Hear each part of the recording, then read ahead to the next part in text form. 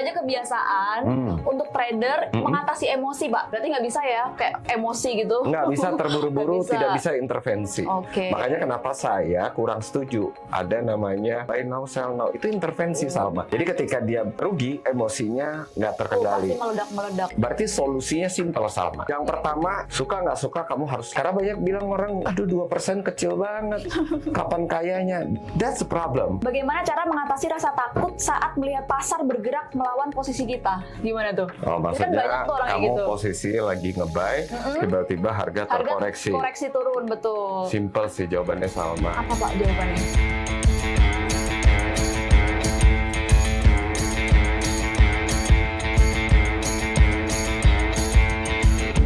Halo Pak, apa kabar? Apa kabar Salma? Baik Salma, terima kasih. Berarti ada saya, pasti saya akan cecer Bapak nih untuk beberapa pertanyaan. Ya kan? 4 pertanyaan aja, nggak usah banyak-banyak. Pertanyaan pertama Pak, apa sih Pak yang dimaksud dengan mind management? Maksudnya mind management di Di dalam dalam trading. Di dalam trading. Betul. Mind management Iya. itu tata cara kita mengelola emosi kita, Oke, cara kita bereaksi, oke. cara kita merespon. Kalau money management itu jelas bisa dibilang tonggaknya untuk berhasil. Oke Pak. Tapi untuk melaksanakan itu, teman-teman butuh yang namanya mind management. Kenapa? Karena ketika menjalankan proses itu, teman-teman tidak mungkin dalam keadaan enak terus. Pasti sih. Betul. Jadi kalau ditanya penting, sangat. Oh, sangat penting. Berarti di sini Jadi peran iya. mind management itu penting banget ya. Semua yang kita lakukan di dalam kehidupan Iya. itu punya korelasi dengan yang namanya mind management. Contoh, kita punya anak. Anak itu kan berarti ada contoh orang tua yang mencontohkan perilakunya. Bagaimana kita merespon ketika anak tidak sesuai dengan ekspektasi kita. Ada orang mikir, wah gue marahin aja nih. Dia pikir masalah selesai. Iya. Padahal tidak. Menimbulkan masalah Justru baru. menimbulkan masalah baru. Begitu juga di trading. Ketika kita berpikir tidak tepat, justru itu akan menimbulkan kesalahan. Kalau kita lakukan secara konsisten, itu kerepetisi kesalahan tersebut. Nah, makanya kenapa orang itu bisa lahir overtrade. Overtrade itu kan gara-gara biasanya dari sini sama. Gimana cara menjalankan sebuah strategi kalau mind manajemennya nggak oke. Orang-orang bilang, apa emang hubungan trading sama perilaku? Oh, saya rasa bukan di trading aja. Di semua bisnis. Di semua lini kehidupan. Betul. Bener nggak? Iya. Apakah itu bisnis? Apakah itu relationship kita dengan teman-teman? Iya. Bagaimana kita ngebangun trust kepada orang-orang? Itu semuanya punya sangat dampak. Dampaknya sangat Dampaknya besar ya? sangat besar sama. Lebih kurang seperti itu. Pertanyaan kedua nih Pak, apa aja kebiasaan untuk trader mengatasi emosi Pak? Sesuai pengalaman aja sih. Oke, boleh. Ketika trading tuh semua orang punya goals, punya rencana. Tapi balik lagi, sudut pandang kita terhadap uang itu seperti apa? Uang itu kan sebetulnya goals. Tools, alat, betul. Bukan goals. Iya. Kebanyakan trader itu membuat itu adalah goals. Goalsnya. Jadi ketika dia rugi, emosinya nggak terkendali. Pasti meledak-meledak. Berarti solusinya simpel Salma. Yang pertama, suka nggak suka kamu harus latih punya trading plan. Dan tentu saja trading plan itu kan langkah awal baru Salma. Oke, jadi langkah pertama ya trading plan dulu. Iya, nggak peduli apakah kamu seorang day trader atau seorang swing. Ya, yang paling penting adalah ketika melaksanakan trading plan itu, kita checklist pertanyaannya. Ini udah sesuai belum? Kemudian kita cek juga dong situasi market. Kan nggak mungkin kita entry atau masuk ke dalam market atau buat trading plan, kita nggak tahu reason. Alasannya apa kita masuk Ya, pasar? checklist lagi. Terus kita checklist lagi, money manajemennya udah benar nggak? Udah sesuai dengan konfirmasi nggak? Dan lakukan itu dalam keadaan tenang. Berarti nggak bisa ya, kayak emosi gitu? Nggak bisa terburu-buru, Nggak bisa. tidak bisa intervensi. Oke. Makanya kenapa saya kurang setuju ada namanya buy now, sell now. Itu intervensi Salma. Kemudian tidak ada satu kesuksesan tanpa melakukan evaluasi. Teman-teman harus buat jurnal. Jurnal ini tentang apa saja yang udah kita lakukan. Kedua, kita catat apa yang menggerakkan market.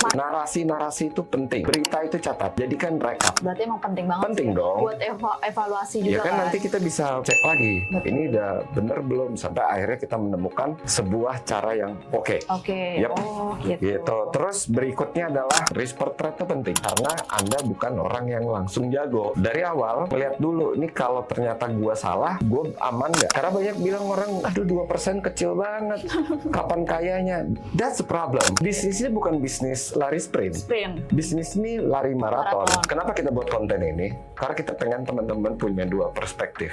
Oke. Kalau saya cuma ngomong profit doang, saya sudah membohongi Anda. Tapi saya sengaja bicara ini karena saya ingin teman-teman benar. Apapun bisnis pasti punya resiko. Kalau Anda cuma hanya mau profit, tapi Anda nggak berpikir resiko, berarti Anda nggak layak disebut sebagai pebisnis. yes. Nggak enak ya saya ngomong, tapi ya memang harus ngomong gitu. Oke, baik Pak. Berarti lanjut ke pertanyaan ketiga ya Pak. Bagaimana cara mengatasi rasa takut saat melihat pasar bergerak melawan posisi kita? Gimana tuh? Oh, Kan maksudnya banyak tuh orang kayak kamu gitu. posisi lagi nge-buy, tiba-tiba harga terkoreksi. Koreksi turun, betul. Simple sih jawabannya Salma. Apa Pak jawabannya? Takut itu karena biasanya money manajemennya nggak benar. Oh,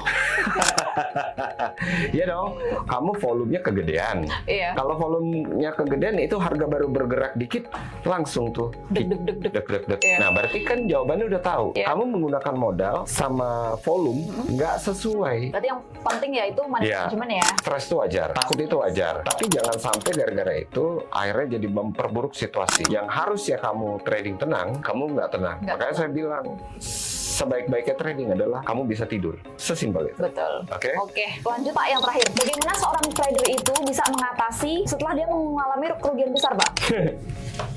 Rugi besar. Iya.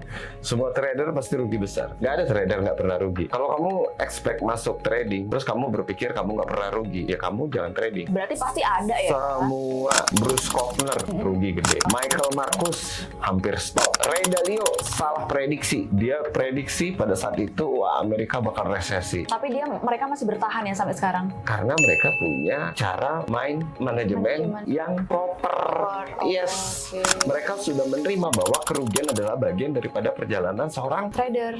apakah dia trader, pebisnis, investor, udah pasti ada. Jadi trader yang sukses itu adalah orang yang menguasai cara dia berpikir. Dia bisa mengontrol emosi, dia bisa mengontrol dirinya, bukan market yang mengontrol. Kalau dia dikontrol market, ya sudah selesai. Oke. Simpel? Simpel banget. Oke. Pak, tadi kan saya udah bilang yang terakhir nih. Satu dong Pak, bonus lagi pertanyaan, boleh nggak? Oke, Oke, boleh ya.